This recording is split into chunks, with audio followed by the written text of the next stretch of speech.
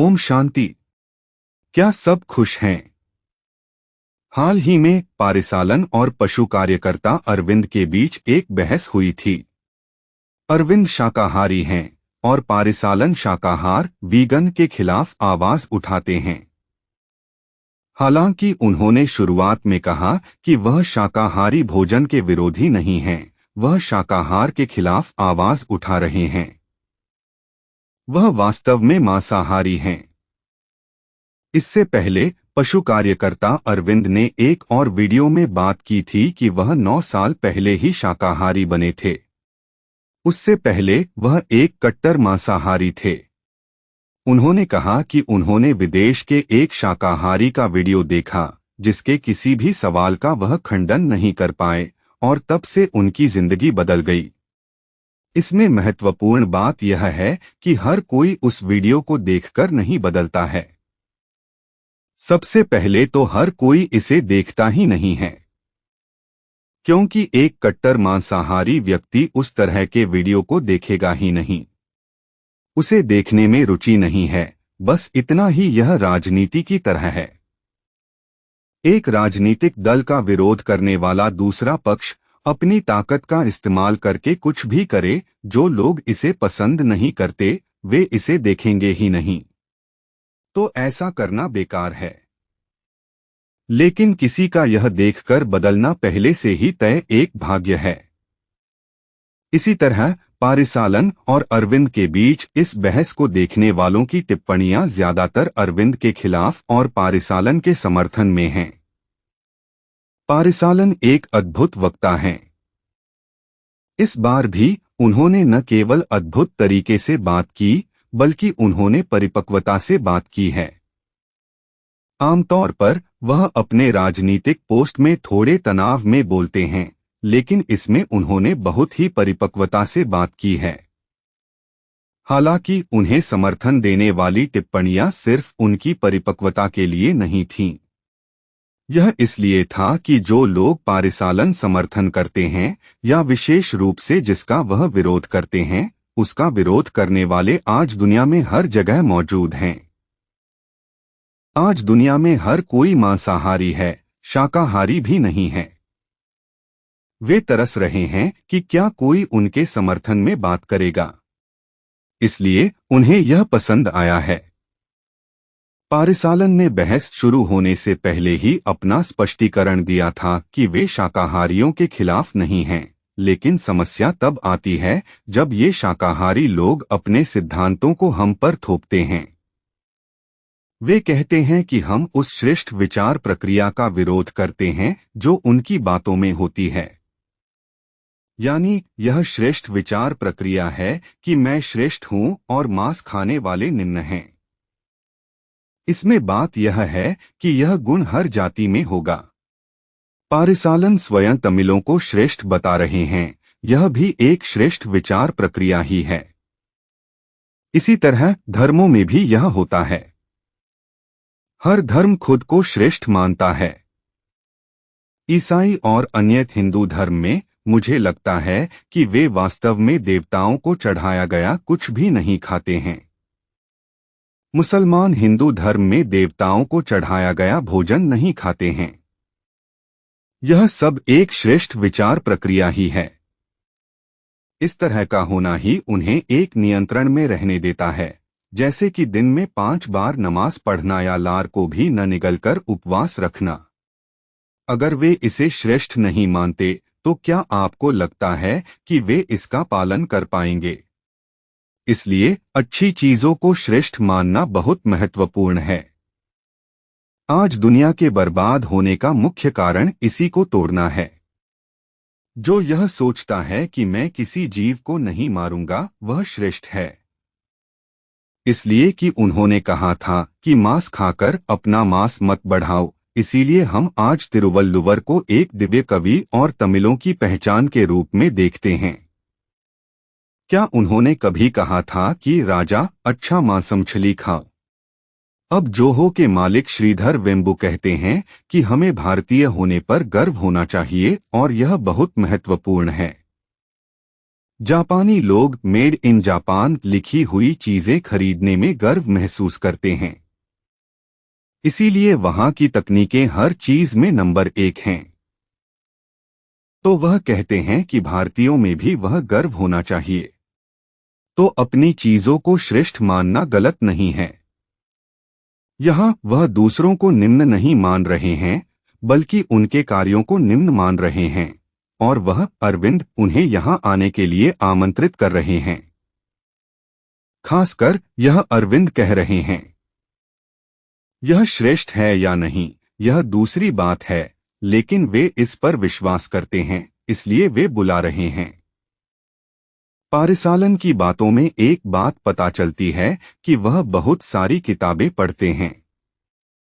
किताबें किसी भगवान ने नहीं लिखी हैं, बल्कि अनुमान के आधार पर इंसानों ने लिखी हैं। विज्ञान पहले एक सिद्धांत के रूप में रखा जाता है। जब तक कोई इसका विरोध नहीं करता, तब तक वह सत्य रहता है। कुछ चीजों को तो साबित किया ही नहीं जा सकता, उदाहरण के लिए भगवान। इसलिए विज्ञान यह भी नहीं कह सकता कि भगवान नहीं है, क्योंकि वह यह साबित नहीं कर सकता कि वह नहीं है। पारिसालन विज्ञान की उस हास्यास्पद बात पर विश्वास कर रहे हैं कि इंसान उस समय बंदरों से आया था और वह उसी को सच मानकर बात कर रहे हैं। तो इंसान कैलोरी के लिए क्या खाएगा? क्या वह कैलोरी की परवाह करता है? आज भी इंसान कैलोरी की परवाह करके नहीं खा रहे हैं। पारिसालन, क्या आपको पता है कि जब आप मांसाहार खाते हैं तो आपको सही कैलोरी मिलती है? मुझे जो मांसाहार खाता हूं यह नहीं पता, तो उस समय के व्यक्ति को कैसे पता चलेगा? पहली बात तो वह वैसे रहते ही नहीं थे। विज्ञान जो यह भी नहीं पता लगा सकता कि आगे क्या होगा, उस पर लोग विश्वास कर रहे हैं जब वह कहता है कि उसने करोड़ों साल पहले हुई चीजों का पता लगा लिया है। फिर एक तर्क आता है कि आवश्यक प्रोटीन पाने के लिए बहुत सारा शाकाहारी भोजन खाना पड़ेगा, जबकि यह एक छोटे से मांस के टुकड़े या मांसाहारी भोजन में मिल जाता है। यह तर्क वास्तव में तब था जब मैं कॉलेज में पढ़ता था। पुस्तक का नाम लाइफ था, जो लाइफ बायोलॉजिकल साइंसेज में होती थी। उसमें यह होता है कि एक अनुमान के आधार पर एक जानवर 100 किलो पौधे खाता है और उसे 1 किलो मांस में बदल देता है। तो क्या इस मांस को खाना समझदारी नहीं है? इस पर एक बात सोचनी चाहिए। एक समय मैं भी एक कट्टर मांसाहारी था, नियमित रूप से खाता था, लेकिन मुझे पता है कि उस समय मेरे शरीर में कौन कौन सी बीमारियां थीं। शाकाहारी बनने के बाद कई बीमारियां गायब हो गईं।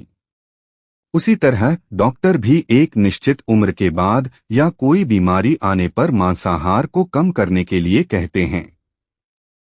वे छोड़ने के लिए नहीं कहते, क्योंकि इससे समस्या हो जाएगी, इसलिए वे कहते हैं कि कम कर दें। और अगर इसे खाकर ही जाना है तो कौन क्या कर सकता है? अगर यह इंसान का सामान्य भोजन होता तो वे इसे कम करने या काटने के लिए क्यों कहते? वे अधिक शाकाहारी चीजें लेने के लिए क्यों कहते हैं? यह वही श्रेष्ठ विचार प्रक्रिया है जिसका उल्लेख पारिसालन ने किया था। गोरे लोगों ने विज्ञान को इसी विचार प्रक्रिया से लिखा है, जिसमें शाकाहारी को मूर्ख और मांसाहारी को बहुत बुद्धिमान दिखाया गया है कि 100 किलो पौधे खाकर उस जानवर को खाना ही समझदारी है। यानी उन्होंने अपनी खाद्य आदतों को न्यायसंगत ठहराया है। आज यहाँ मौजूद सभी लोग मांसाहारी बनने के कारण, या यूं कहें कि मांसाहार के आदी होने के कारण, वही तर्क दे रहे हैं। इसी तरह पारिसालन ने एक राजनीतिक तर्क दिया कि वीगन भोजन प्राकृतिक आपदाओं या युद्धकाल में काम नहीं आएगा। वह कैसे आता है, इस पर वह एक टैबलेट दिखाते हैं। विटामिन B12 पूछते हैं कि यह कहाँ से मिलता है। यह शाकाहारी भोजन में होता है, लेकिन आसानी से उपलब्ध नहीं होता। इसलिए अरविंद भी किताबें पढ़कर ही विश्वास कर रहे हैं यही कारण है कि वह टैबलेट दिखा रहे हैं। पारिसालन कहते हैं, देखिए, हालांकि इस टैबलेट का निर्माता भारतीय कंपनी है, वह कहते हैं, फिर भी इसका पेटेंट अमेरिका वाले ने खरीदा हुआ है।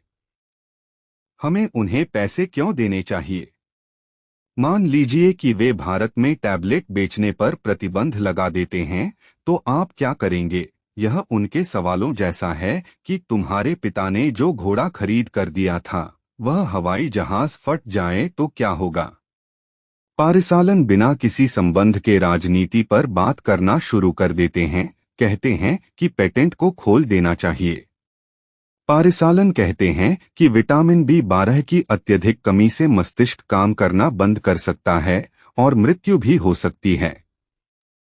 वह कहते हैं कि जो लोग बहुत ध्यान से खा रहे हैं, वे मर रहे हैं, जबकि जिम में कुछ न खाने वाले, महीनों तक भूखे रहने वाले लोग जीवित हैं।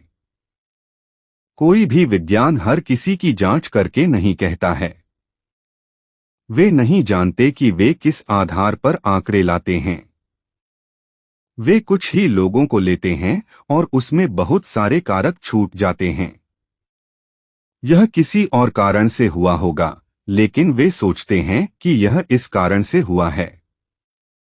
थेंगचिक्को स्वामीनाथन रेडियो पर आज की जानकारी नामक कार्यक्रम में यह बताते थे जब हम छोटे थे। वह बताते थे कि विज्ञान कैसे काम करता है। वह कहते थे कि एक मेंढक का एक पैर काट दिया जाता है और ताली बजाई जाती है, वह कूदता है।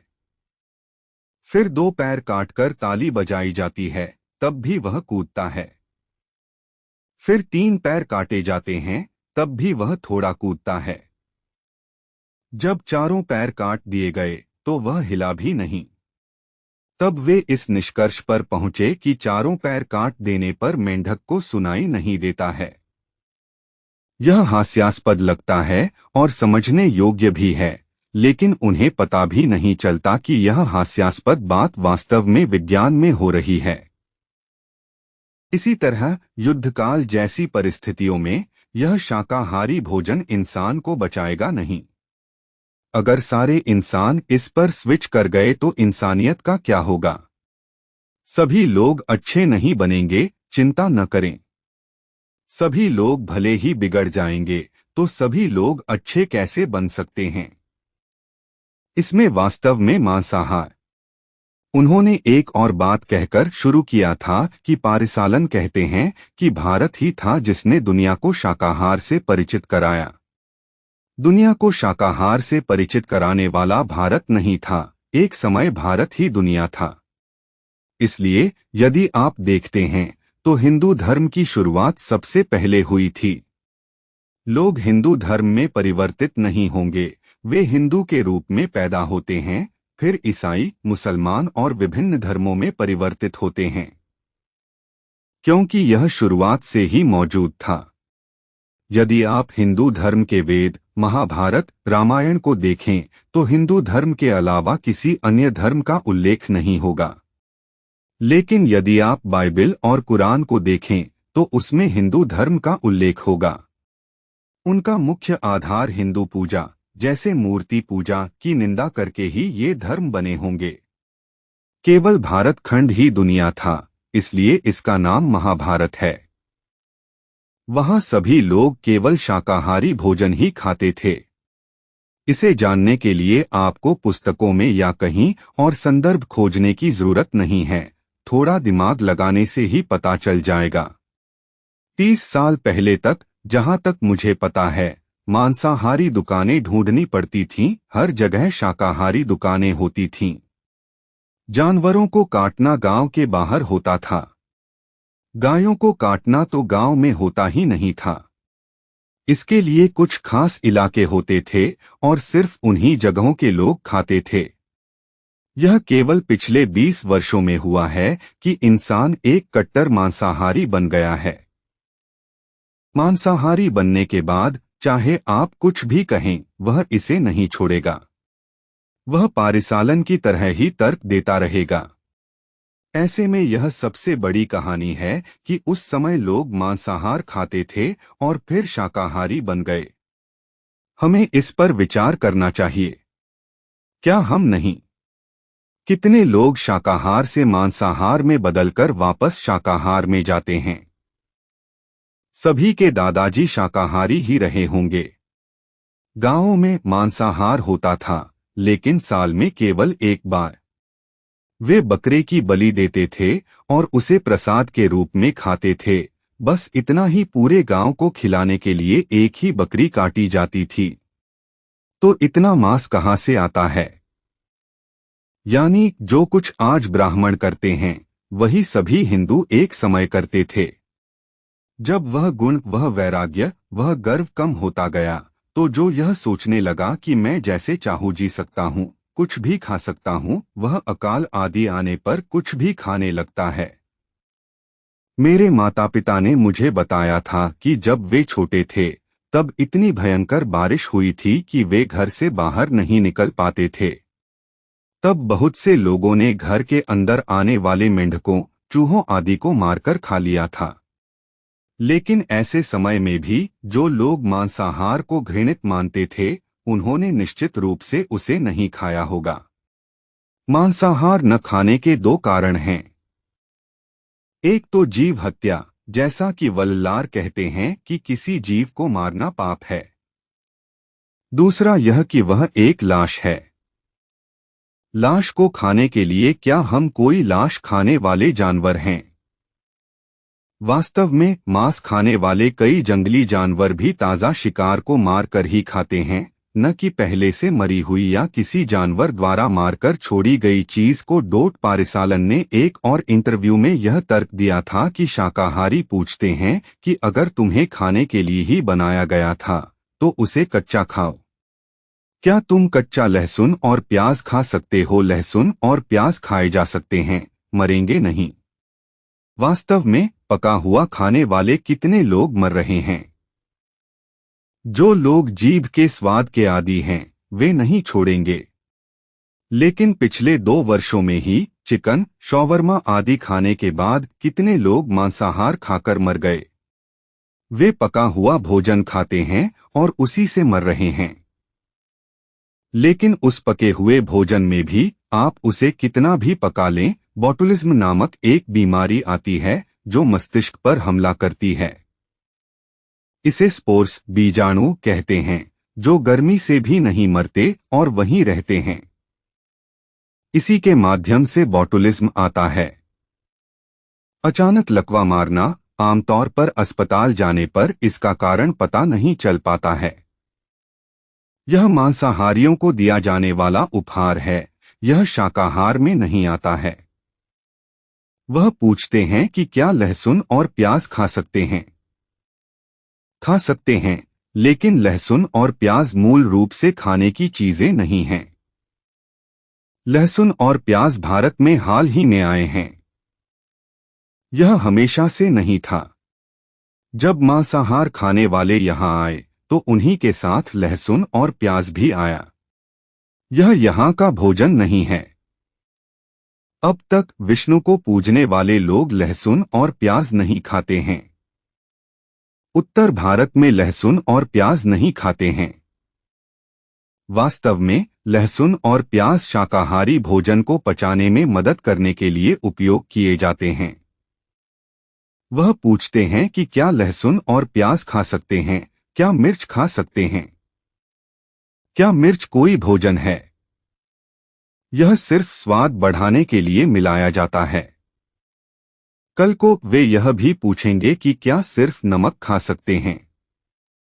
यह उनकी लत और स्वाद बोल रहा है। किसी बात पर बात करते हुए वह पूछते हैं कि अगर आप मांसाहार को फ्रिज में 4 दिन रखते हैं, तो क्या होगा? पारिसालन कहते हैं कि यह नुकसान है। किसका नुकसान?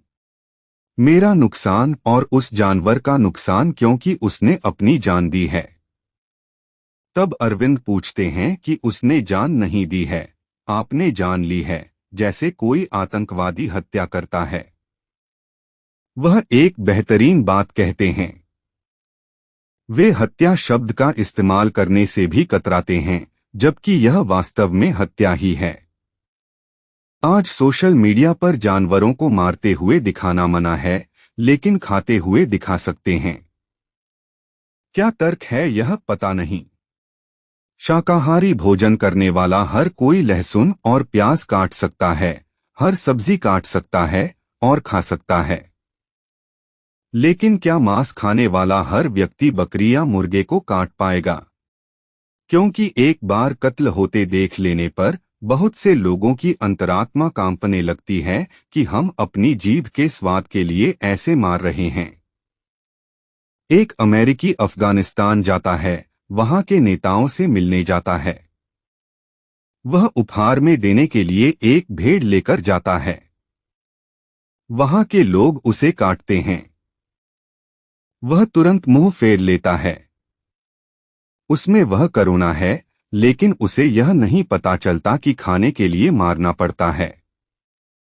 मांस खाने से बुद्धि सुस्त हो जाती है, लेकिन मैं यह सोचकर शर्मिंदा हूं कि मैं भी एक समय इतना सुस्त था। यह गर्व जिसे वह श्रेष्ठता विचार कहते हैं, मुसलमानों में भी है।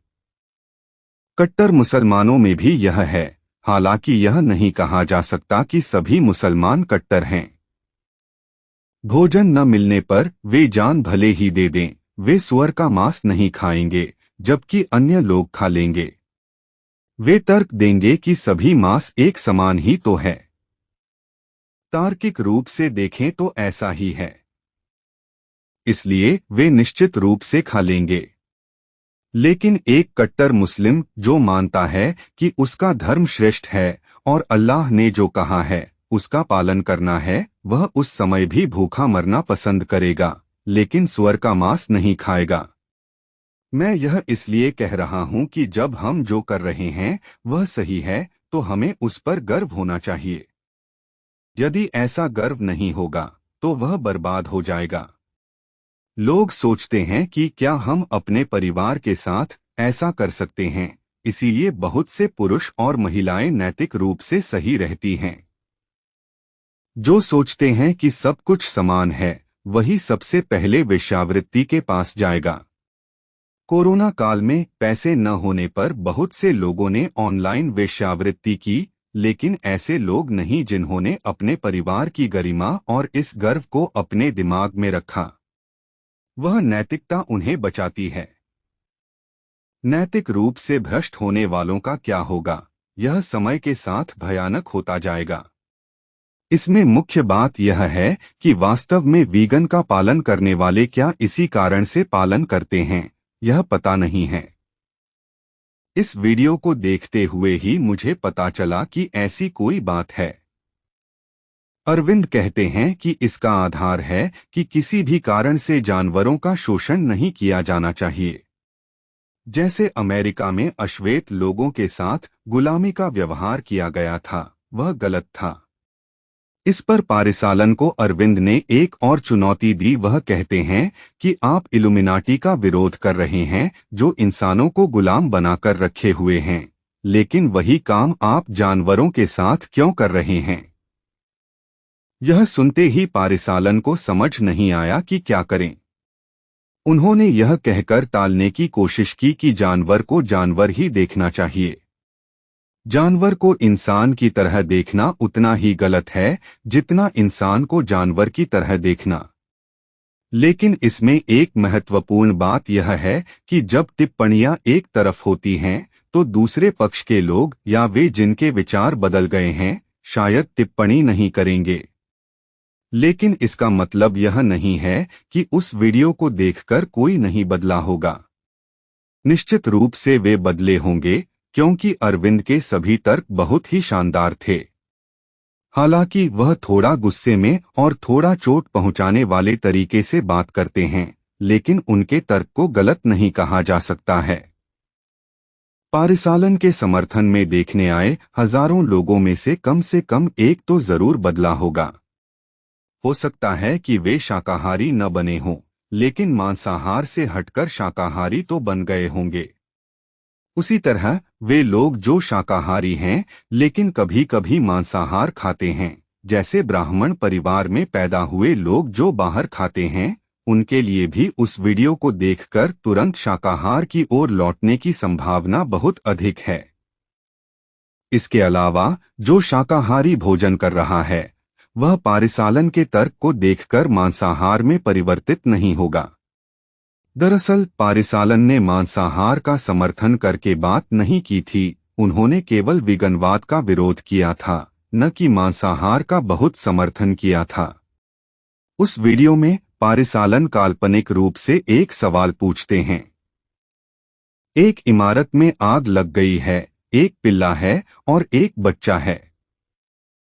आप केवल एक को ही बचा सकते हैं, आप किसे बचाएंगे? पारिसालन कहते हैं कि मैं पहले बच्चे को बचाऊंगा।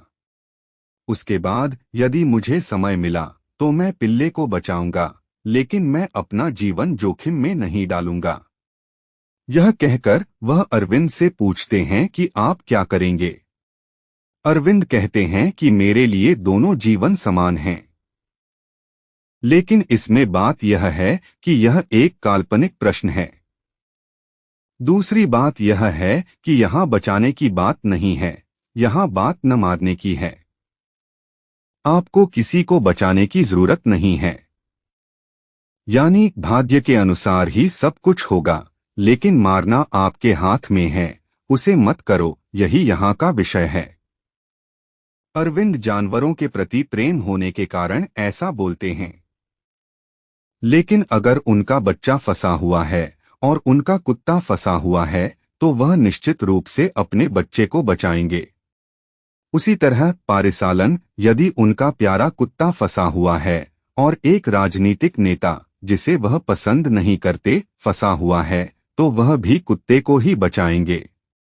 इसी तरह एक व्यक्ति ने आवारा कुत्ते की समस्या पर एक साक्षात्कार में कहा था कि अगर उनका बच्चा फंस गया तो मैं अपनी जान दांव पर लगाकर बच्चे को बचाऊंगा, लेकिन अगर कुत्ते ने मेरे बच्चे पर हमला किया तो क्या वे बचाएंगे? मुझे इस बात का डर है। यह बात यह है कि जो कुत्ते पर इतनी करुणा और प्रेम रखता है, क्या वह इंसान पर करुणा नहीं रखेगा? वे उस जीवन पर भी करुणा रखते हैं, यही अर्थ है। क्या आपको लगता है कि सड़क पर कुत्ते को ढूंढकर खाना खिलाने वाला पास के भिखारी को अनदेखा कर देगा? जो भिखारी को अनदेखा करता है वह कुत्ते को भी अनदेखा कर देगा। इसमें एक महत्वपूर्ण नियम है कि सब कुछ इंसान की इच्छा के अनुसार ही होता है।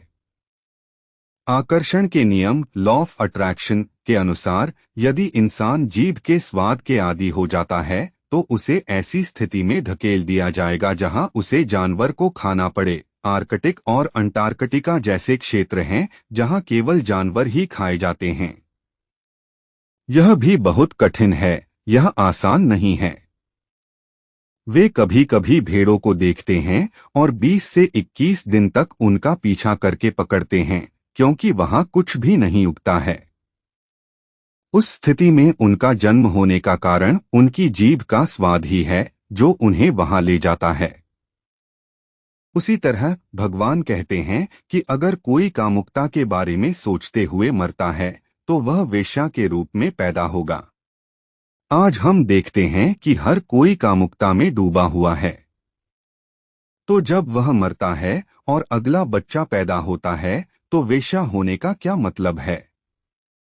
इसका मतलब है कि दूसरों द्वारा उनका गलत इस्तेमाल किया जाएगा। आज बच्चों के साथ यौन अपराध बढ़ने का यह एक महत्वपूर्ण कारण है।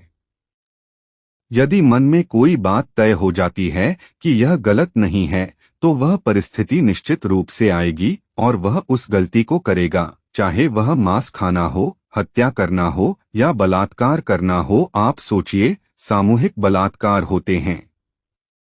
जब बस में अकेली महिला फंस जाती है तो बस ड्राइवर, क्लीनर सभी एक जैसे कैसे हो जाते हैं। उसी तरह जब वीरप्पन को पकड़ने के दौरान एक गांव में बहुत सी महिलाओं के साथ वहां मौजूद सेना या पुलिस ने गलत व्यवहार किया। सोचिए, इतने सारे लोग एक साथ बुरे कैसे हो सकते हैं। ब्रह्मांड ऐसे बुरे लोगों को एक साथ बुलाता है। इसलिए हमारी सोच बहुत शुद्ध होनी चाहिए। यदि आपकी सोच शुद्ध है तो शुद्ध लोग ही आपके संपर्क में आएंगे। यदि आपकी सोच भ्रष्ट हो जाती है तो भ्रष्ट लोग ही अपने आप आपके संपर्क में आएंगे। जो लोग यह गर्व करते हैं कि मांस के बिना उन्हें स्वाद नहीं आता, वे अंडमान जंगल जैसे स्थानों में आदिवासी के रूप में पैदा होते हैं, जिन्हें केवल शिकार करके ही खाना पड़ता है।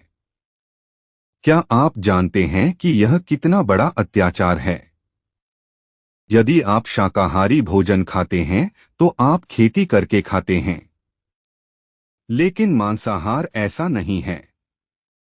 जानवर जैसे बाघ और शेर केवल तभी शिकार करना शुरू करते हैं जब उन्हें भूख लगती है। उस समय उन्हें भोजन मिले या न मिले वे खा लेते हैं। वे हर बार हमला करने में सफल भी नहीं होते हैं। आप कई बार देखेंगे कि अगर वे जंगली सुअर का पीछा करते हैं तो वे समूह में मिलकर शेर पर भयंकर हमला करते हैं। यह सब अब हम YouTube पर देख सकते हैं। देखिए अपनी जीभ के स्वाद के लिए वे कितना बड़ा दंड भोगते हैं। उसी तरह जीभ के स्वाद के लिए कितनी हत्याएं हुई। एक 70 साल के दादा ने अपनी पत्नी को मार डाला क्योंकि उसने मांसमछली नहीं पकाया था। एक और दादा ने अपने बेटे, बहू और पूरे परिवार को पेट्रोल डालकर जला दिया क्योंकि बिरयानी नहीं बनाई थी। यह सब मांसाहारी भोजन करवाता है। यही तो लत है। मांसाहारी भोजन लत की ओर ले जाएगा। कामुकता बलात्कार की ओर ले जाएगी। इसीलिए हम कहते हैं कि कामुकता और मांस दोनों गलत हैं। फिर अरविंद का एक अच्छा तर्क आता है कि आपको प्रकृति का हवाला देकर गलत काम को सही नहीं ठहराना चाहिए। शेर अपने ही शावक को खा जाता है। क्या एक मां अपने बच्चे को खाए, यह स्वीकार्य होगा? यह सब विज्ञान की बात है कि हम पहले ऐसे थे, एक कोशिका से 2 कोशिकाएं आईं, बिग बैंग सिद्धांत आया। क्या उसने जाकर देखा था? यह सब अनुमान के आधार पर कहा गया है। वह किस आधार पर कह रहा है? ब्रह्मांड के दूर और दूर जाने को देखकर उसने खुद ही एक गणना कर ली है कि ब्रह्मांड का विस्तार हो रहा है। तो वह सोचता है कि अगर इसे वापस पीछे ले जाएं तो क्या होगा। पीछे और पीछे जाते हुए वे सोचते हैं कि यह एक बिंदु रहा होगा। फिर यह बिंदु कैसे आया होगा? तो यह फट गया होगा। यह पूरी तरह से उसका अनुमान है। वह मूर्ख जो इस तरह से सोचना जानता है, वह यह नहीं देखता है कि आज हमारी पीढ़ी में यौन अपराध कितनी तेजी से बढ़ रहे हैं। जब हम बच्चे थे तो हमने शायद ही कभी सुना होगा या अखबारों में कहीं देखा होगा, लेकिन पिछले 30 वर्षों में यह इतना बुरा हो गया है। अगर 30 साल पहले यह अच्छा था तो 300 साल पहले कितना अच्छा रहा होगा। 3000 साल पहले कितना अच्छा रहा होगा। वह ऐसे नहीं सोचता है। वह सोचता है कि पहले हम जानवर जैसे थे और अब बहुत सभ्य हो गए हैं। अब तो वे असभ्य होते जा रहे हैं। अब कपड़े कम होते जा रहे हैं। मंदिरों की मूर्तियों को देखकर पारिसालन ने यह निष्कर्ष निकाला है कि पहले तमिलनाडु में महिलाएं बिना कपड़ों के घूमती थीं। उन्हें मंदिरों में मूर्तियों के अर्थ का पता नहीं है। उन्होंने रामायण के बारे में भी बात की है। देखिए, आपने कहा कि राम वहां पैदा हुए थे। अगर कोई राम था तो कोई रावण भी रहा होगा। फिर राम यहां आते हैं। जब वह आते हैं तो एक जगह बंदर हैं। तो आपने कह दिया कि उस जगह के लोग बंदर हैं। फिर श्रीलंका। आपने दिखाया कि श्रीलंका में राक्षस हैं। श्रीलंका में कौन रहता है? तमिल लोग रहते हैं।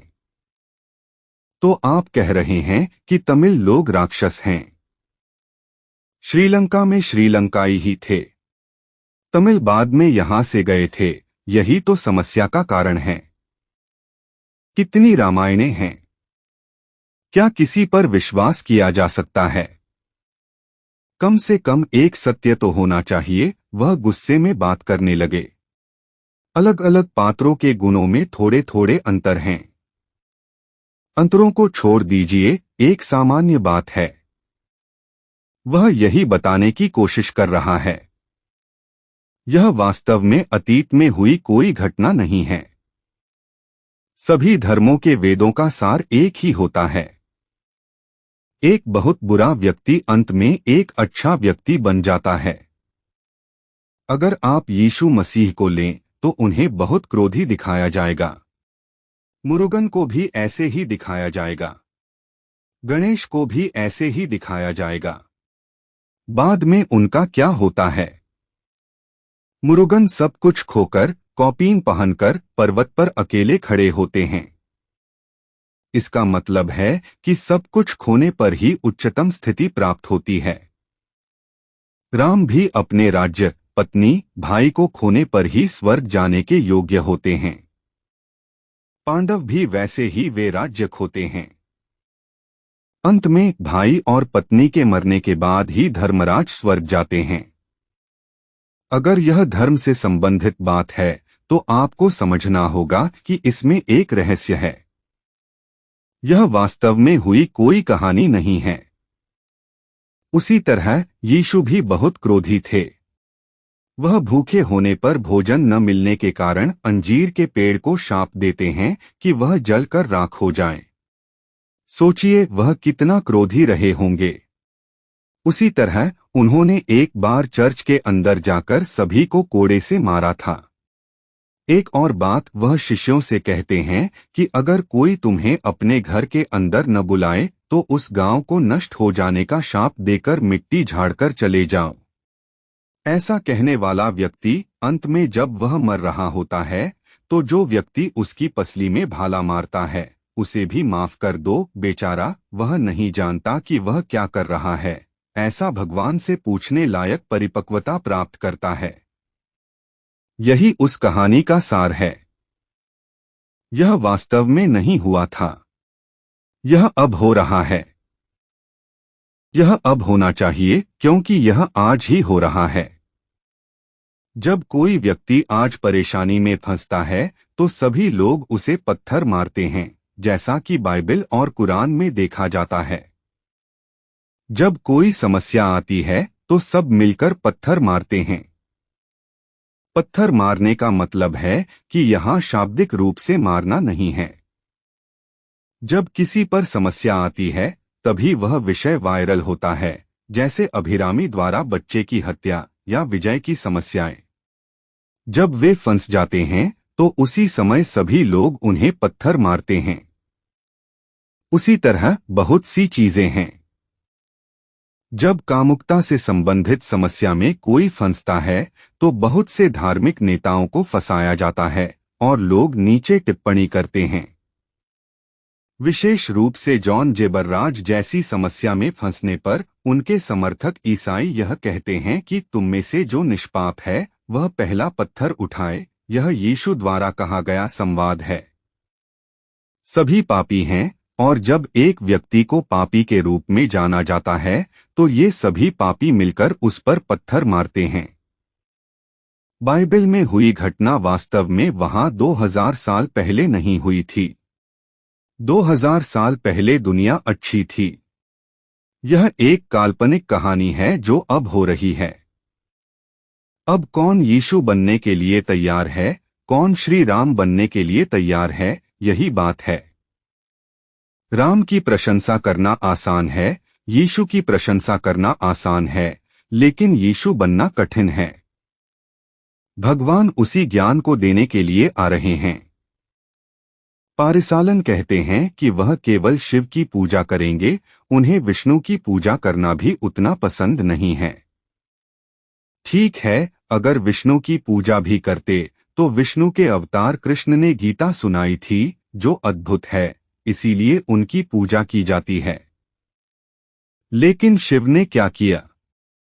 उस लिंगम का क्या अर्थ है? एक व्यक्ति प्रोटॉन न्यूट्रॉन कहता है। एक व्यक्ति भद्दा स्पष्टीकरण देता है। एक व्यक्ति कहता है कि यह खाली जगह है, एक व्यक्ति कहता है कि यह शून्य है। बिना अर्थ जाने पूजा करना कितनी बड़ी मूर्खता है।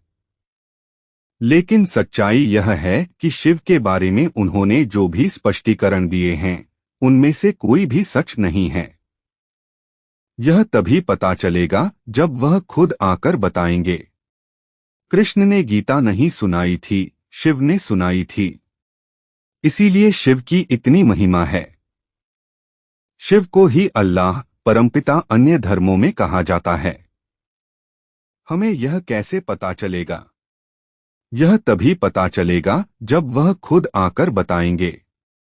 वह 5000 साल के कालचक्र के अंत में आते हैं। वह ही इस 5000 साल के कालचक्र को समझाते हैं, जिसे कल्प कहा जाता है, लेकिन वेदों में गलती से इसे लाखों साल बताया गया है। कलयुग के नष्ट होने से 100 साल पहले शिव एक वृद्ध के शरीर में आते हैं। आकर वह बताते हैं कि आप सबसे पहले यह नाशवान शरीर नहीं हैं। आप शरीर समझकर ही काम, क्रोध, लगाव, लोभ, अहंकार में फंसे। लेकिन आप इस शरीर को चलाने वाली अविनाशी आत्मा हैं। आत्मा को ही हिंदी में उम्र या जीव कहते हैं, जिसे वापस आने पर आत्मा कहा गया है। आत्मा भौहों के बीच में तारे की तरह चमकती है, इसीलिए यहाँ बिंदी लगाने की प्रथा है। हालांकि कोई भी हिंदू इसे जानकर नहीं करता है। भक्ति बिना जाने की जाती है। भगवान जो बताते हैं वह ज्ञान सत्य है। उसके माध्यम से हमें भक्ति का अर्थ पता चल जाता है। अब वह कहते हैं कि पहले 2100 साल तक यही भारत भूमि स्वर्ग थी। वहां रहने वाले लोगों को ही आज हम मंदिर बनाकर पूजते हैं। वे विज्ञान द्वारा बताए गए बंदरों की तरह बिना कपड़ों के नहीं भटक रहे थे। वे अत्यधिक सभ्य थे। उन्होंने जो कपड़े पहने थे वे बहुत सुंदर होते थे। वे पूरे ढके हुए होते थे, अर्धनग्न नहीं होते थे। अब ऐसा है।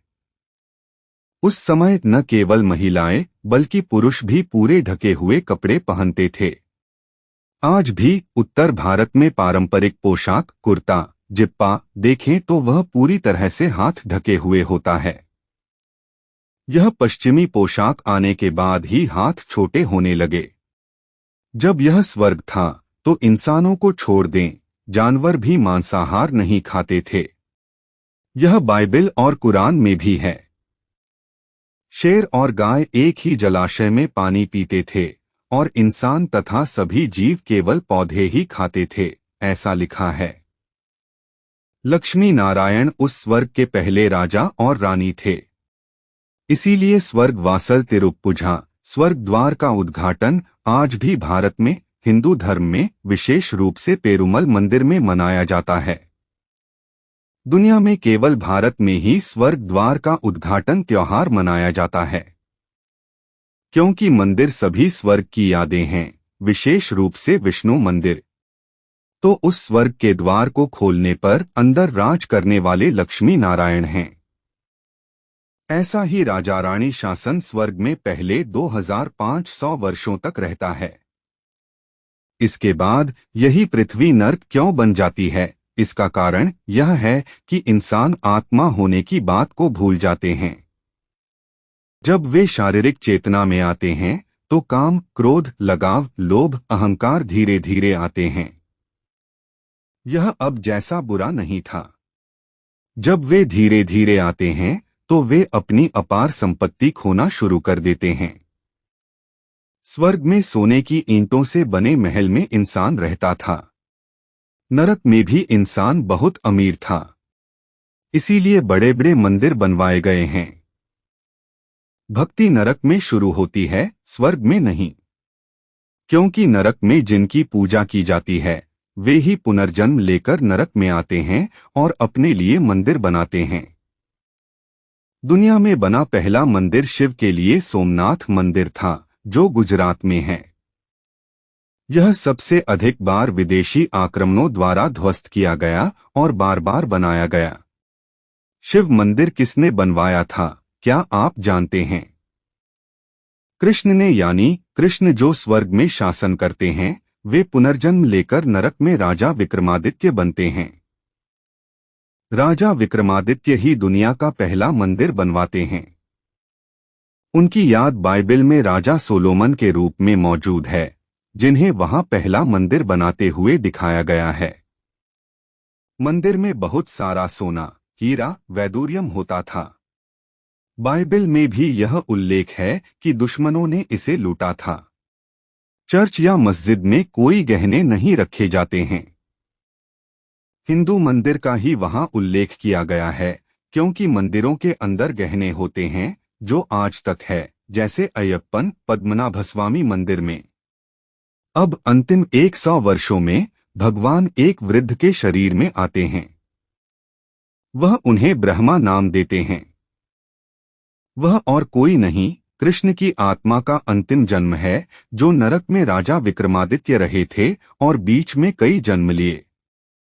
एक बार आत्मा पृथ्वी पर आ जाए तो उसे पुनर्जन्म लेना ही पड़ता है। भगवान ही केवल इससे बचकर रहते हैं, क्योंकि वह केवल अंत में आते हैं। वह भी बच्चे के रूप में पैदा नहीं होते हैं। वह सीधे कृष्ण की आत्मा के अंतिम जन्म में, जब वह एक वृद्ध दादा होते हैं, उनके शरीर में प्रवेश करके उन्हें ब्रह्मा नाम देते हैं। शिव परम पिता उस ब्रह्मा के शरीर के माध्यम से इस ज्ञान को सुनने वाले ही ब्रह्मा कुमार और कुमारियां हैं। इसी ब्रह्मा को बाइबल और कुरान में आदम कहा गया है। आप बाइबल, कुरान, रामायण, महाभारत को रटकर भी उस सत्य को नहीं समझ सकते जो हम कह रहे हैं। इसे सुने बिना आप एक भी बात समझ नहीं पाएंगे, लेकिन इसे सुनने के बाद आप तुरंत समझेंगे। मैं यह क्यों कह रहा हूं? क्योंकि बहुत पढ़ने से कोई बुद्धिमान नहीं बन जाता है। रजनीकांत की फिल्म में आता है, जितना ज्यादा पढ़ोगे उतना ज्यादा मूर्ख बनोगे। यह सच है। अगर आप पढ़ना बंद कर दें तो आपका दिमाग काम करना शुरू कर देगा। अब भगवान कहते हैं कि दुनिया सतयुग में बदलने वाली है। वहां शेर और गाय भी एक साथ पानी पिएंगे, इतना प्रेम होगा। लेकिन यह कलयुग खराब ही रहेगा। कलयुग में काम, क्रोध, लगाव, लोभ, अहंकार, ये 5 विकृतियां पुरुष में और यही 5 विकृतियां स्त्री में, दोनों मिलकर 10 सिर वाले रावण का रूप हैं। पारिसालन या अन्य लोग जो मानते हैं, वैसी रामायण वास्तव में नहीं हुई थी। 10 सिर वाला कोई नहीं था, लेकिन राम नाम का एक व्यक्ति था। लेकिन रामायण में बताए अनुसार उसकी पत्नी का अपहरण नहीं हुआ था। अगर अपहरण होता तो वह स्वर्ग नहीं होता। यह सब अब हो रहा है। अब भी लोग खुद ही जा रहे हैं। लेकिन वास्तव में रावण ने सभी का अपहरण कर लिया है। श्रीलंका कहने का मतलब है कि अगर आप ऊपर से देखें तो पूरी दुनिया एक द्वीप की तरह दिखेगी, चारों ओर समुद्र होगा। पूरी दुनिया ही श्रीलंका है और यह रावण के शासन में है। मुसलमान और ईसाई इस बात को स्पष्ट रूप से कहते हैं कि शैतान का शासन चल रहा है। तो हमें उस रावण को नष्ट करना है। राम ने छिपकर तीर मारा था। इसका मतलब क्या है? वास्तव में त्रेतायुग में राम नाम का एक व्यक्ति था। वह कोई भगवान नहीं था और उसने किसी से लड़ाई नहीं लड़ी थी। लेकिन यहाँ राम शब्द शिव को दर्शाता है। उन्हें शिवराम भी कहते हैं। हम शिव को कैसे देख सकते हैं? वह ब्रह्मा के शरीर में रहकर बात कर रहे हैं, तो वह गुप्त रूप से यानी छिपे हुए हैं। वह ज्ञान का तीर चला रहे हैं। किसके लिए? हमारे लिए। हमारे अंदर मौजूद रावण को नष्ट करने के लिए। उस ज्ञान को हम रोज मुरली कहते हैं। यह सभी ब्रह्मा कुमारी राजयोग ध्यान केंद्रों में पूरी तरह से निःशुल्क उपलब्ध है और वेबसाइटों पर भी है। हम इस वीडियो के विवरण में भी उसका लिंक देंगे। अवश्य देखें और लाभ उठाएं। भगवान का वह ज्ञान सुनते ही मांस छोड़ना क्या, क्रोध छोड़ना क्या, लगाव, कामुकता, इन सबको भी हम छोड़ देंगे। इसे सुनने के लिए सबसे पहले दृढ़ बुद्धि आनी चाहिए। क्या यह सभी को मिलेगी? भगवान कहते हैं कि जो स्वर्ग में देवता थे, उनकी आत्माएं ऐसी होंगी जैसे आग को देखकर पतंगा आकर्षित होता है और बलिदान हो जाता है, वैसे ही वे बलिदान होंगी। यदि वह उस धर्म की आत्मा है तो ही ऐसा होगा। आप सोचिए, मेरे जानने में एक भाई हैं, फेसबुक पर बहुत प्रसिद्ध हैं। वह ट्रेन में प्रचार करते हैं कि यीशु ने तुम्हारे लिए रक्त दिया है। मैं तुम्हें एक अच्छी खबर बताने जा रहा हूं। इसे सुनकर लोग ईसाई धर्म में परिवर्तित हो जाते हैं। यह आश्चर्यजनक है। कुछ भी नहीं है उसमें। वह ईसाई आत्मा है। कई जन्मों से वह केवल उसी ज्ञान के लिए ट्यून हुई है, तो वह उसे सुनकर चली जाएगी। हर धर्म के लिए ऐसा ही है। कुछ लोग कर्मों के लेन देन के कारण ईसाई धर्म के बहुत करीब होते हैं या प्रेम विवाह करते हैं, तो वे अगले जन्म में वहां पैदा होंगे। फिर भी उनका धर्म जो भी हो, मान लीजिए कि हिंदू धर्म के लोग वहां पैदा होते हैं, तो वे ईसाई धर्म में तो रहेंगे, लेकिन उसमें चिपकेंगे नहीं। वे चर्च भी जाएंगे, लेकिन कहेंगे कि यह विश्वास करने लायक नहीं है। वे खुद ही हिंदू धर्म को खोजने आएंगे, क्योंकि हिंदू धर्म प्रचार नहीं करता है, लेकिन वे खुद ही खोजते हैं। यह आश्चर्यजनक है। यहां मुख्य बात यही है। मैंने अब तक जो कुछ भी कहा है, वह आपके दिमाग में रहे या न रहे, लेकिन इसे याद रखें। भगवान यह संदेश देने के लिए आ रहे हैं कि आपको खुद को आत्मा समझना है और आत्मा के पिता शिव परमात्मा को याद करना है। उन्हीं को अल्लाह परमपिता कहा जाता है। भगवान आएंगे। वह सुनहरे रंग के प्रकाश की दुनिया में तारे की तरह हैं। आत्मा भौहों के बीच में तारे की तरह चमकती है। तारे का मतलब उस तारे जितना बड़ा नहीं, बल्कि आंख से न दिखने वाला सूक्ष्म प्रकाश बिंदु। खुद को आत्मा समझकर शरीर के होने को भी भूल जाइए, क्योंकि शरीर समझकर ही काम, क्रोध, इस जाति, उस धर्म, ऐसे वैसे करके हमने बहुत सारे पाप किए हैं। अब उससे दूर होना है तो आत्मा को याद करें और आत्मा के पिता शिव परमात्मा को याद करें। बाकी सब भगवान के बच्चे हैं, चाहे वे इसे स्वीकार करें या न करें, तो वे मेरी भाई आत्माएं हैं। तभी सच्चा प्रेम रहेगा। अन्यथा वह अमेरिकी, वह अफ्रीकी, हिंदू, ईसाई, मुस्लिम, यह जाति, यह सब आपको भेद देगा। आत्मा ही केवल पुरुष और स्त्री के बीच का भेद नहीं है, क्योंकि वही आत्मा पुरुष के शरीर में भी पैदा होती है और अगले जन्म में स्त्री के शरीर में भी जन्म लेती है। यह बदलता रहता है। लेकिन अब कामुकता पर विजय पाने के लिए भगवान कहते हैं कि शरीर को भी मत देखो, आत्मा को देखो। स्वर्ग में आप स्वाभाविक रूप से ऐसे ही रहने वाले हैं। तो अब आप सभी के बीच केवल भाईचारे का संबंध है, कोई अन्य संबंध नहीं है।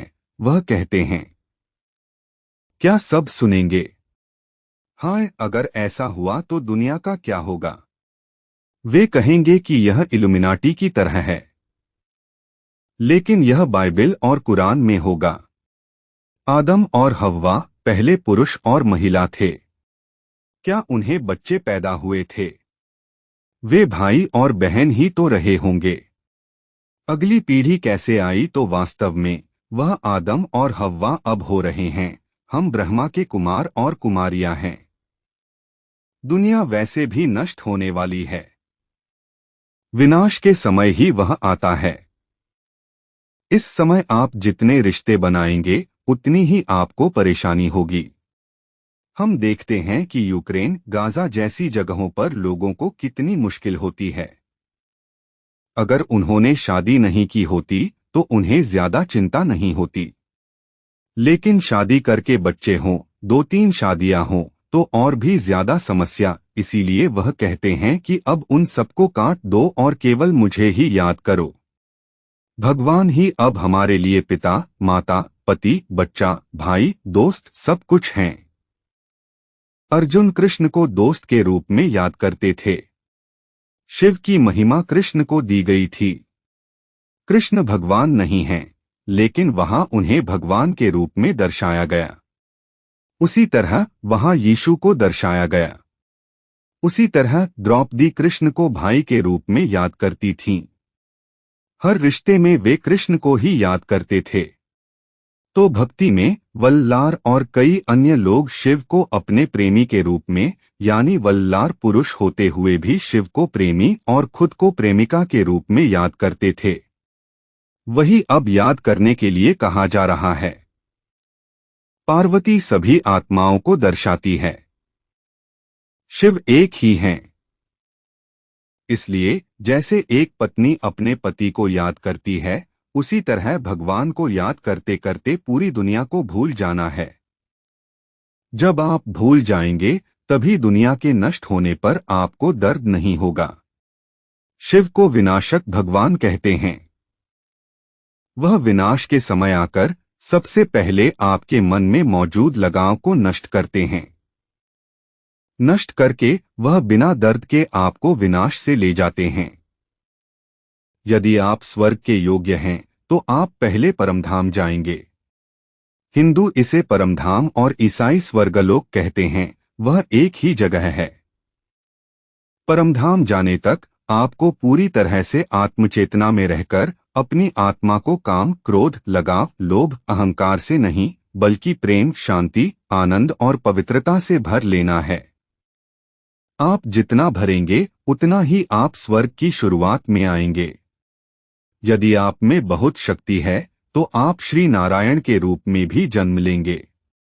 नर कलयुग का साधारण मनुष्य से नारायण और नारी कलयुग की साधारण महिला से लक्ष्मी बनना भक्ति में कहा जाता है। यह शिव परमात्मा को याद करके होता है। डॉक्टर बीके हेगड़े, जो विश्व स्तर पर प्रसिद्ध भारतीय डॉक्टर केरल के हैं, वह कहते हैं कि दवा कंपनियां धोखा देती हैं और दवाओं से कोई बीमारी ठीक नहीं होती है।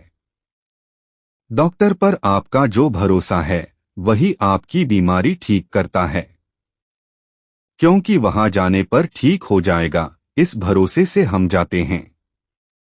वह एक महत्वपूर्ण बात है। दवा भी काम करती है, लेकिन आपका विश्वास उससे ज्यादा काम करता है।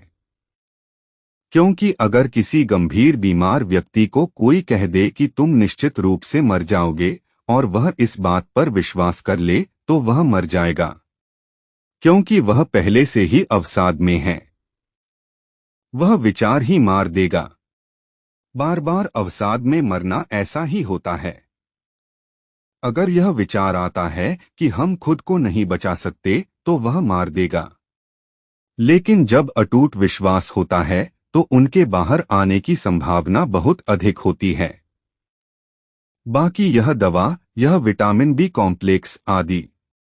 मुझे बचपन से हर साल गर्मी के मौसम में मुंह में भयंकर छाले हो जाते थे। यह माउथ अल्सर जिसे कहते हैं, हो जाता था। हम टैबलेट खाते थे, बी कॉम्प्लेक्स खाते थे, कुछ नहीं होता था, वैसे ही रहता था। लेकिन एक बात होती थी कि बचपन में हम दूध, चाय, कॉफी कुछ नहीं पीते थे, आलस के कारण नहीं, पसंद नहीं था।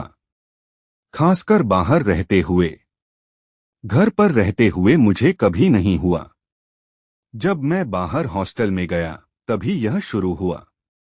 तब मैं बाहर जाकर चाय, कॉफी आदि भी नहीं पीता था। वह महंगा भी होता था और कौन बेकार में पैसे खर्च करे। नॉनवेज खाना भी कटा हुआ है। हाँ, ब्रह्मा कुमारी बनने के बाद ही मैंने नियमित रूप से दूध पीना शुरू कर दिया। देखा, जब मैंने पीना शुरू किया तो मुझे वह छाला था। 2 दिन में वह गायब हो गया। तभी मुझे पता चला। इसके बारे में मैंने ज्यादा रिसर्च नहीं की कि दूध में क्या है। सामान्य तौर पर जो आप पहले खाते थे, अगर आप वही खाएंगे तो सब कुछ ठीक रहेगा। लेकिन दिन ब दिन जीवन शैली बदल रही है।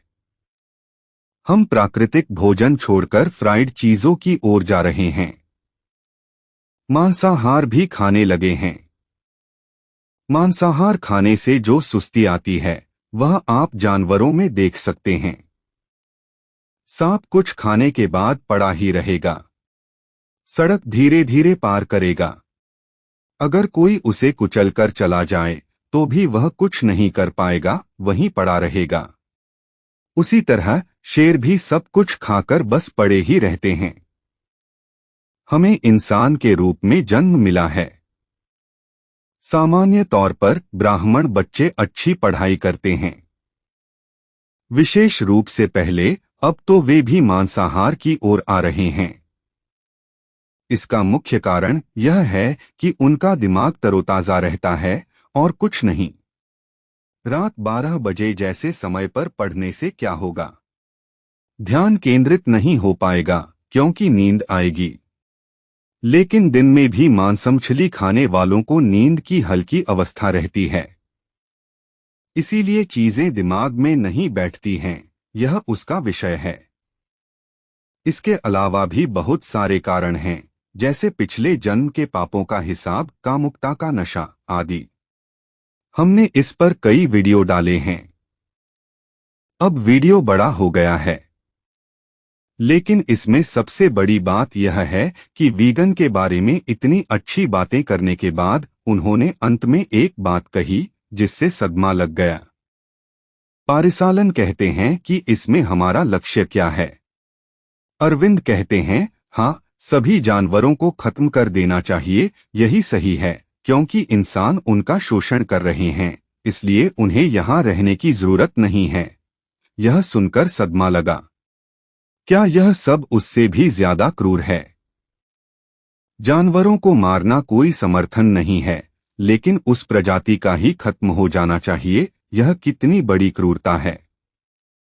इसमें, जैसा कि वह कहते हैं, सहजीवी संबंध, सिम्बियोटिक रिलेशनशिप है, यानी एक दूसरे को पारस्परिक लाभ मिलता है, यह सच है।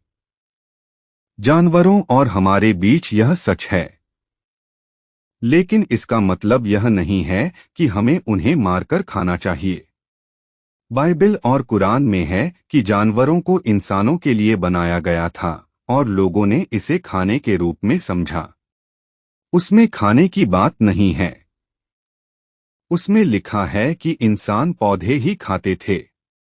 लेकिन सब कुछ इंसान को खुश करने के लिए बनाया गया है। बच्चे को मछली को देखते हुए छोड़ दीजिए, वह देखता ही रहेगा।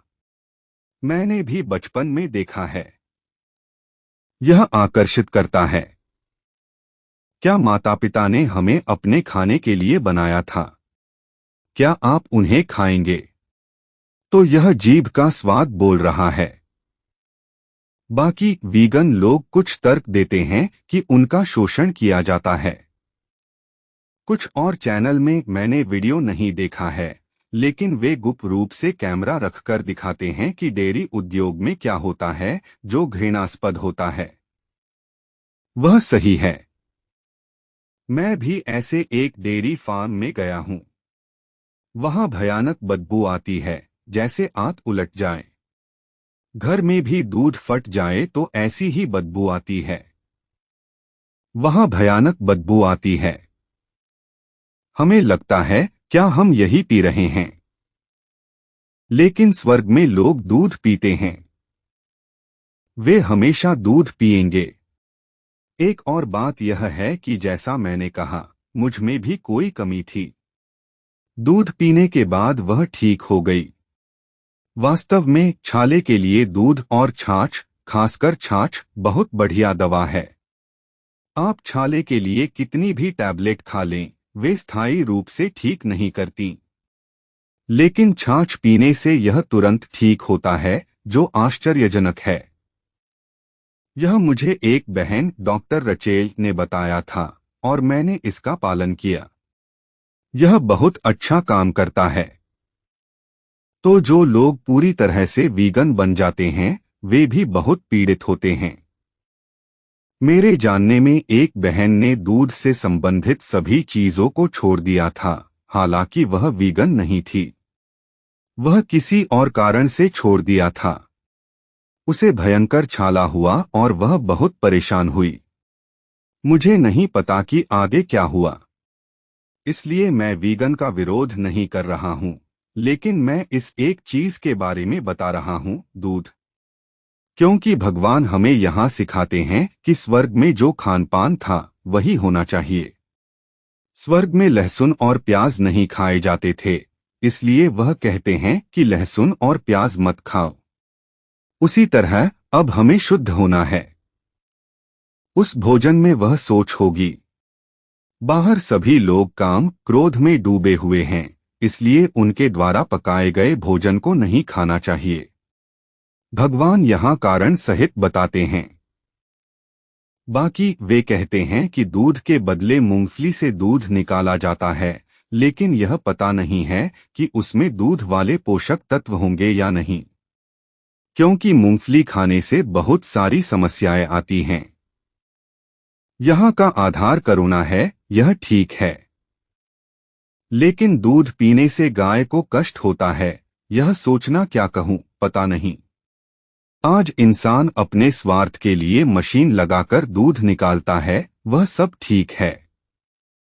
समस्या इंसान का स्वार्थ है, दूध की समस्या नहीं है। क्योंकि अगर आप इतनी करुणा रखते हैं तो आप शाकाहारी भोजन भी नहीं खा सकते हैं। क्यों नहीं खा सकते हैं? आज किसान बहुत पीड़ित हैं। बहुत से लोगों की नौकरियां तकनीक के आने से छीन ली गई हैं। कृषि उपकरणों से ही इंसान का काम, कटाई, सब कुछ हो जाता है। उनकी रोजी रोटी जा रही है, यह भी उनके साथ धोखा ही तो है, अगर आप ऐसे सोचते हैं। उसी तरह वे कहते हैं कि हम मधुमक्खी से शहद चुराते हैं। तार्किक रूप से सुनने पर ये सब सही लगते हैं। तर्क नहीं किया जा सकता। फिर भी स्वर्ग को दूध और शहद की नदियां बहने वाला स्थान कहते हैं। हर जगह लोग दूध भी पिएंगे और शहद भी खाएंगे। शहद में बहुत सारे औषधीय गुण होते हैं। शायद यह इंसानों के लिए ही दिया गया होगा। क्यों? क्योंकि जब वे शहद पालते हैं तो मधुमक्खी जानती है कि हम शहद ले रहे हैं, फिर भी वे वहां से नहीं जाती हैं। वे वहीं रहती हैं। अगर वे चाहें तो जा सकती हैं। वे अन्य कारणों से जाती हैं, जैसे बहुत शोर, धुआं, सीधे सूर्य का प्रकाश पड़ना, प्रदूषण, ऐसे कारणों से जाती हैं। बाकी आम तौर पर देखें तो वे उसी छत्ते में रहती हैं। वे अमावस्या से पहले की रात को ही सब कुछ इकट्ठा कर लेती हैं, यह आश्चर्यजनक है। वे इतने दिन का शहद एक ही रात में कैसे खत्म कर देती हैं, यह आश्चर्यजनक है। वह शहद तब निकालते हैं। जो मधुमक्खी पालक होते हैं, उन्हें आप हाथ में भी लेते हैं तो वह कुछ नहीं करती है। यह दुनिया इंसान के लिए ही बनाई गई है। जब इंसान का चरित्र बदलता है तो दुनिया बदल जाएगी। वह कहते हैं कि अब यह एकाधिकार, मोनोपोली है, अमेरिका में पेटेंट है, आदि। एकाधिकार गलत नहीं है। अमेरिका दुनिया पर शासन कर रहा है, यह नहीं होना चाहिए, इसके बराबर एक रूस होना चाहिए, आदि। लेकिन सच्चाई यह है कि भगवान कहते हैं कि अगर अमेरिका और रूस एक साथ आ जाएं, तो वे दुनिया पर शासन कर सकते हैं। लेकिन नाटक कल्पा में ऐसा नहीं है। उनके माध्यम से ही दुनिया का विनाश होने वाला है। राज्य हमारे हाथ में आने वाला है। वहां सभी अच्छे लोग होंगे। इसलिए इस अनावश्यक तनाव की कोई जरूरत नहीं है। एक और महत्वपूर्ण बात उठाई गई थी। अरविंद कहते हैं कि आप इल्यूमिनाटी का विरोध कर रहे हैं, जो लोगों के खिलाफ काम करते हैं, लेकिन यहाँ जानवरों के लिए इल्यूमिनाटी आप ही हैं। यहाँ बात यह है कि उसी तरह गोरे लोगों ने अश्वेतों के साथ ऐसा किया था। अगर यह गलत है तो वह भी गलत होना चाहिए, और अगर यह सही है तो वह भी सही होना चाहिए, लेकिन हम उसे स्वीकार नहीं करेंगे। इसीलिए पारिसालन कहते हैं कि इंसान और जानवर की तुलना नहीं करनी चाहिए। यहाँ बात यह है कि वास्तव में स्वर्ग में भी नौकर होंगे। स्वर्ग में राजा रानी होंगे, अमीर लोग होंगे, गरीब लोग होंगे। वे सब जन्म के आधार पर बनेंगे। लेकिन वह जन्म किस आधार पर आता है? अब के पुरुषार्थ के आधार पर। तो नौकर परिवार में पैदा होने वाले नौकर ही रहेंगे, राज परिवार में पैदा होने वाले राजा ही रहेंगे। आज भी मुस्लिम देशों में इसका पालन किया जाता है। यह अबू धाबी जैसे देशों में शांति का एक महत्वपूर्ण कारण है, इतने पर भी कि वहां मुसलमान अल्पसंख्यक ही होंगे। वे देश से संबंधित होते हैं, बाकी लोग दूसरे होते हैं, फिर भी उस राजा रानी शासन का सम्मान करना वहां शांति का एक महत्वपूर्ण कारण है। आज लोकतंत्र होने के कारण क्या होता है? दूसरे पक्ष का विरोध करने पर ही दूसरा जीत सकता है, इसलिए वह एक गलती को 9 गलती बताता है और गलती न करने पर भी बताता है। इसके माध्यम से लोग भी मूर्ख बन रहे हैं। स्वर्ग में भी और राजा रानी शासन में भी लोग इसकी परवाह नहीं करेंगे। राम राज करे या रावण राज करे, वे शांत ही रहेंगे। उन्हें कोई समस्या नहीं है, चाहे कोई भी शासन करे। लेकिन लोकतंत्र के कारण मैं यह क्यों कह रहा हूं? क्योंकि इंसान की बुद्धि इंसान को और अधिक समस्याएं ही देगी। एक तरह से वीगनवाद भी ऐसा ही है। यह पूरे पशु साम्राज्य को ही खत्म करने जैसा है। पारिसालन जैसा सोचते हैं, दुनिया वैसी बदलने वाली नहीं है। अरविंद जैसा सोचते हैं, वैसी बदलने वाली नहीं है। क्योंकि इंसान जो सोचता है वह एक है और भगवान जो सोचते हैं वह कुछ और है। तो जिस शांत आनंदमय दुनिया के बारे में आप सोचते हैं वह आने वाली है। उसके लिए हम प्रयास करें। उसमें भगवान कहते हैं कि इस तरह का भोजन शुद्ध होना चाहिए। ईश्वर की याद में आप खुद ही पका हुआ भोजन खाएं। मांसाहार नहीं खाना है, लहसुन और प्याज नहीं मिलाना है। बाहर दूसरों द्वारा पकाए गए भोजन को होटल में या दूसरों से खरीदकर नहीं खाना है। इसके अलावा आप आराम से दूध पी सकते हैं, दूध कॉफी पी सकते हैं, शहद खा सकते हैं।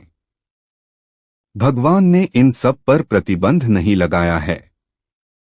इंसान बहुत अतिवादी हो जाता है। उदाहरण के लिए जैन धर्म में देखें तो वे हमेशा मास्क लगाए रहते हैं, जैसा हमने कोरोना में लगाया था। पूछने पर कहते हैं कि सांस के माध्यम से बैक्टीरिया को नुकसान हो जाएगा। तो यह एक अतिवाद की ओर जाता है। ठीक है, मैं उनकी करुणा का सम्मान करता हूं, लेकिन इतनी जरूरत नहीं है। तो यहाँ पारिसालन भी इंसानों पर करुणा के कारण बात कर रहे हैं। अरविंद जानवरों पर करुणा के कारण बात कर रहे हैं। दोनों ही अच्छी बातों के लिए बात कर रहे हैं, लेकिन जो सभी को लाभ दे वह केवल भगवान ही हैं। हम उनके मार्ग को अपनाएं। हम विभाजन रहित दुनिया का निर्माण करेंगे। ओम शांति। देखने के लिए धन्यवाद। उसे भगवान ही बनाएंगे, हम बस उनकी मदद कर रहे हैं, इतना ही। तो राम को भी एक गिलहरी और एक पत्थर ने सहायता की थी, वैसे ही राम रूपी शिव पिता द्वारा बनाए जाने वाले स्वर्ग में हम भी अपनी तरफ से मदद करते हैं। यह ज्ञान देकर और मुख्य रूप से अपने चरित्र को बदलकर, यही सबसे महत्वपूर्ण बात है। क्योंकि भगवान एक बात पूछेंगे जो बहुत महत्वपूर्ण है। वह यह है कि जब तुम खुद को नहीं बचा सकते तो दूसरों को क्या बचाओगे? मैं तुम्हें भी बचाने वाला हूं, इसलिए तुम मेरे मार्ग का अनुसरण करो। दूसरों को भी मेरा मार्ग बताओ। अगर वे सुनेंगे तो वे भी सुरक्षित रहेंगे और स्वर्ग आ जाएंगे, ऐसा भगवान कहते हैं। ओम शांति। देखने के लिए धन्यवाद। तो पारिसालन का केवल शिव की पूजा करना भक्ति का मार्ग है। अब शिव स्वयं आ गए हैं, इसलिए पूजा करने की जरूरत नहीं है। केवल उनके मार्ग पर चलना ही काफी है। ओम शांति। देखने के लिए धन्यवाद।